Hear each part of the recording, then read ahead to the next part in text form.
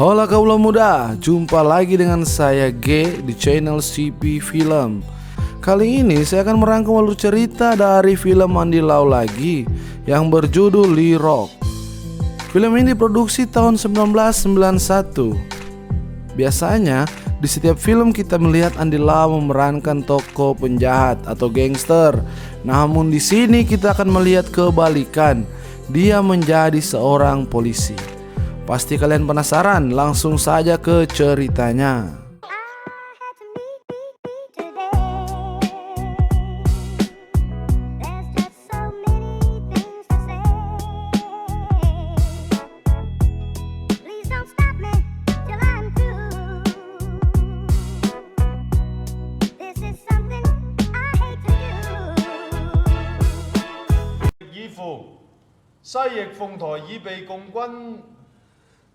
Cerita dibuka dengan memperlihatkan seorang pria yang sedang mendaftar polisi.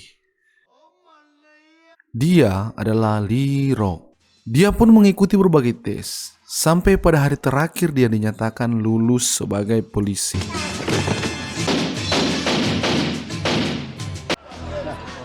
Waktu berselang, di sebuah pasar malam ada Lee Rock dan seniornya bernama Mad Dog sedang menagih uang keamanan. Tapi tagihan ini merupakan pungli karena dilarang oleh satuan mereka. Dan juga Lee sebenarnya tidak menginginkan hal itu. Di sana ada juga Paman Tat. Dia memberikan kue kepada Lee, tapi Lee membayarnya. Tat kaget dengan tingkah Lee. Mereka lanjut pergi ke restoran. Di sana ada Paman Kang. Pangkatnya Paman Kang adalah sersan di bagian kriminal. Dia merupakan kasat lah kalau di Indonesia seperti itu. Sebelum Paman Kang pergi, dia menawarkan Lee untuk minum teh di kantornya. Keesokan harinya, Lee jalan-jalan dengan pacarnya bernama Rose. Ketika mereka sedang mengantri karcis untuk nonton opera, Rose dicopet. Lee mengejar pencopet tersebut. Terjadi baku hantam di sana. Namun Lee dikeroyok. Tiba-tiba Tat datang dan membantunya.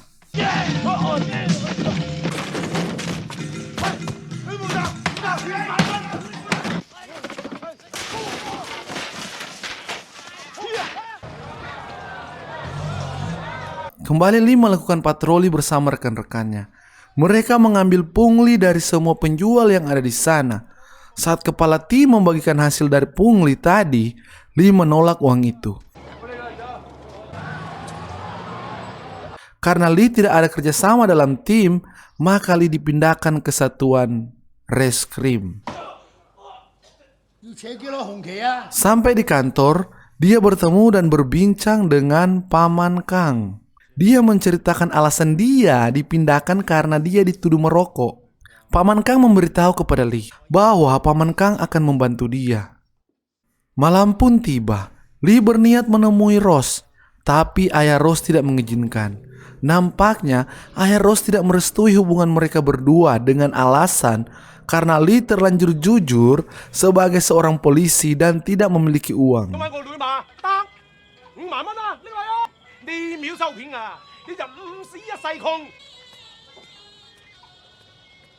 Karena galau, dia minum hingga mabuk dan curhat kepada Paman Kang.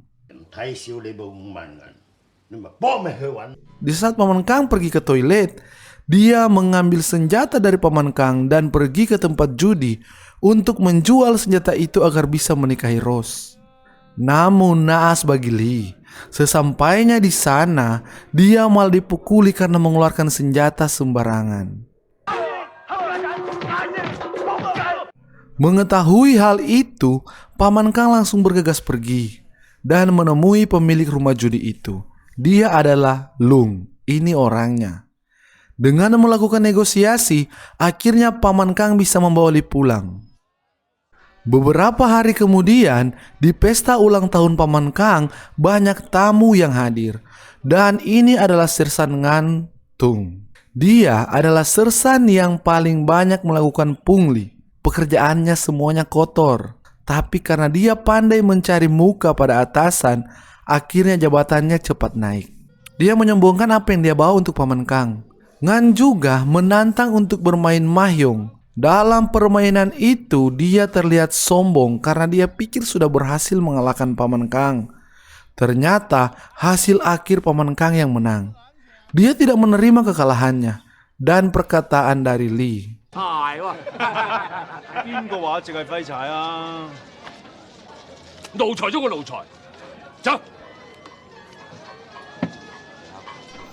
Paman Kang mengajak Lee berbicara. Dalam percakapan itu, Lee mendapat banyak motivasi. Di saat itulah pola pikir Lee mulai berubah. Di tengah perbincangan mereka, seseorang datang dan memberitahukan bahwa desa tempat tinggal Lee terbakar. Sampai di sana, kondisi desa sudah porak-poranda. Dia bertanya kepada adiknya, "Di mana ayah dan Rose?" Adiknya menjawab tidak tahu. Lee mendapati rumah Rose sudah terbakar habis. Dia hendak masuk namun warga menahannya. Pada tahun 1951, kebakaran hebat terjadi di Tung Tau Chuen, Kowloon Timur, dan telah menghancurkan 509 penghuni serta membuat 20.000 penduduk menjadi gelandangan. Keluarga Lee Rock berhasil selamat, namun seluruh keluarga Rose tewas dilahap api. Rose adalah satu-satunya orang yang belum ditemukan. Kemudian ada berita kerabatnya membawa Rose ke Tiongkok. Lee Rock bersikeras mencari petunjuk untuk menemukannya, tetapi pada akhirnya dia tidak dapat menemukan Rose. Seiring berjalannya waktu, pada tahun 1952, Lee Rock dipromosikan menjadi CID, atau kalau di sini disetara dengan kepala tim. Lee Rock ditugaskan oleh Paman Kang untuk menagih uang kepada Lung. Sampai di sana, Lung menganggap remeh Lee. Karena hal itu, Lee menghajar Lung hingga jatuh sampai menangis.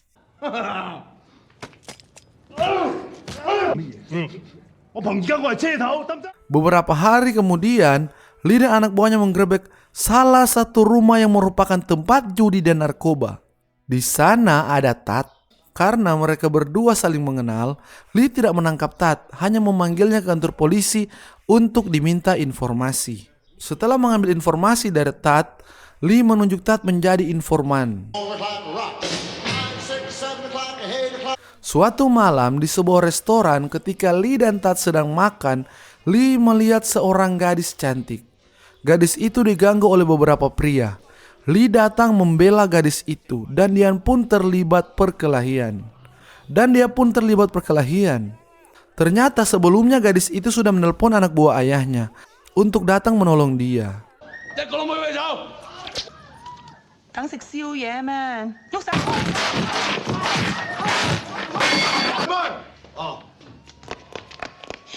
Lee membawa mereka semua ke kantor polisi. Ternyata gadis itu adalah anak dari Silverfish, kepala mafia Kowloon City. Nama gadis itu adalah Grace. Scene berpindah di klub malam. Di sana ada Lee dan tim. Ada seorang pria yang mengganggu wanita penari. Ketika polisi ingin menangkapnya, dia mengaku bahwa dia adalah ipar dari Sersan Ngan. Saat Lee dan rekan-rekannya berjalan keluar, dia menghajar dengan pisau, tapi Lee berhasil menghalaunya dan memukul balik dia. Dia jatuh dan sejumlah narkoba keluar dari kantong. Pria itu kemudian dibawa ke kantor polisi. Sampai di kantor polisi, sementara mereka memukul pria itu, tiba-tiba Ngan datang. Terjadi perdebatan. Karena tidak terima dengan perkataan Lee, mereka hampir terlibat baku hantam.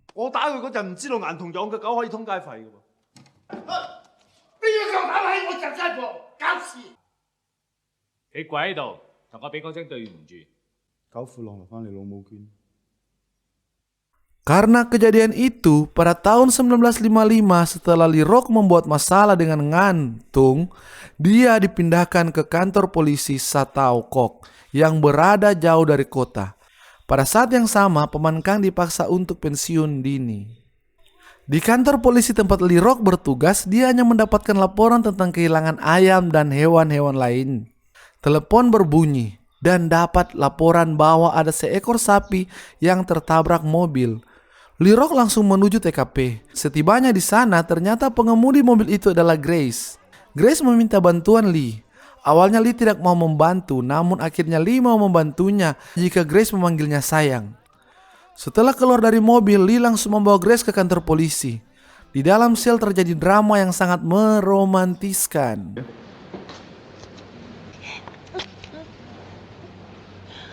Singkat cerita, mereka pun berpacaran. Di restoran, Grace mengajak Lee makan bersama ayahnya. Ayahnya menantang Lee minum. Lee kalah hingga tertidur.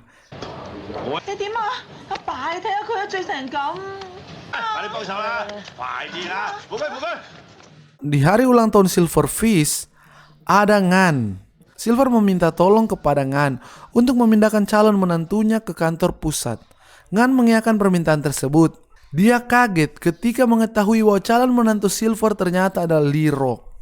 Wajah Ngan langsung berubah dan tidak menerima hal itu. Tapi Silver menyuruh Lee untuk meminta maaf. Hari H tiba, Lee menikah dengan Grace.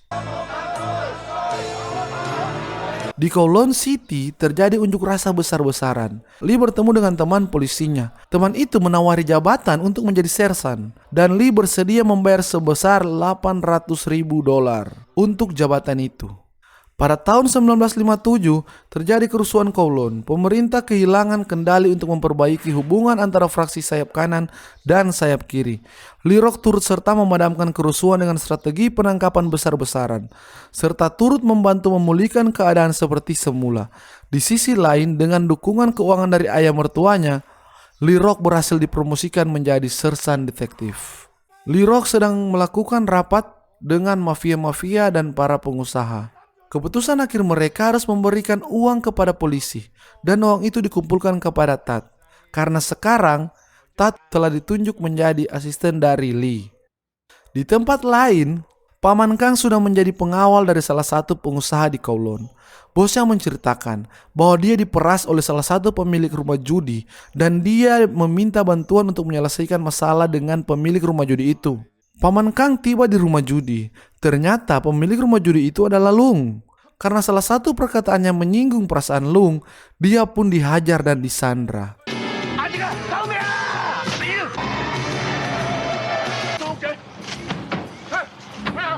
Mengetahui hal itu, polisi langsung mencari tahu keberadaan mereka dan mengepung lokasi penyanderaan.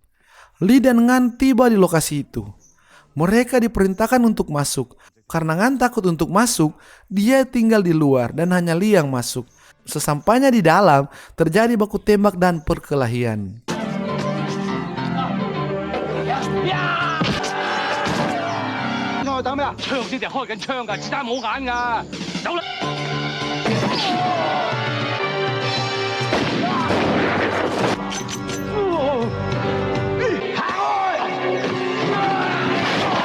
Paman Kang berhasil diselamatkan. Setelah kejadian itu, kepolisian Kowloon mengadakan rapat. Kepala polisi mengatakan bahwa sersan mayor dari Yau Mate akan pensiun dan butuh pengganti yang tepat, dan akan ada promosi internal di antara semua sersan. Kandidat yang kuat adalah Lee dan Ngan.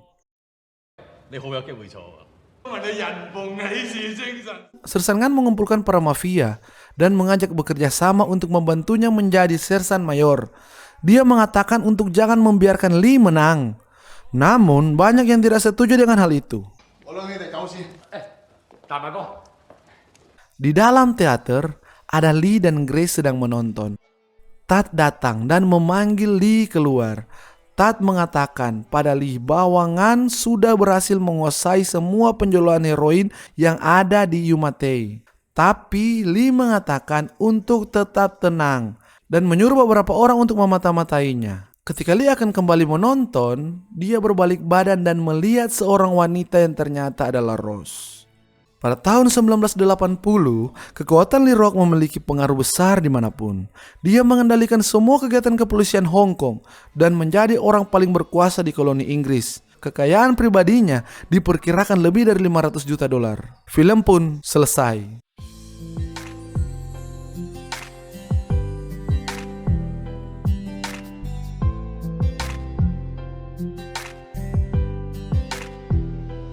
Oke, itu tadi alur cerita dari film Lee Rock.